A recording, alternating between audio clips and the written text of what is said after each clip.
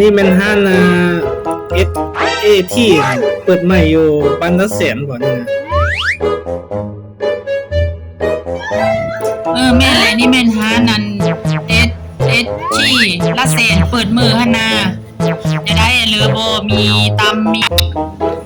อยากได้ปิ้งเอ็นจานหนึ่งนะกับเบียร์2แก้วนะ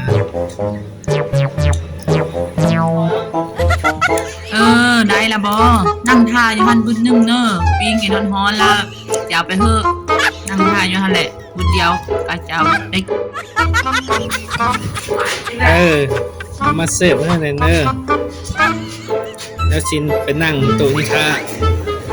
เสิร์ฟให้ได้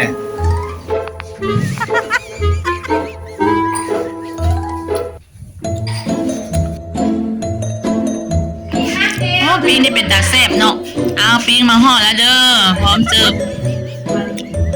แล้วเบียร์2แก้วได้แล้วเด้อเบียร์2แก้วน้ำก้อนนี่แถมฟรีเด้อฮานเฮานะแถมฟรีๆเลยน้ำก้อน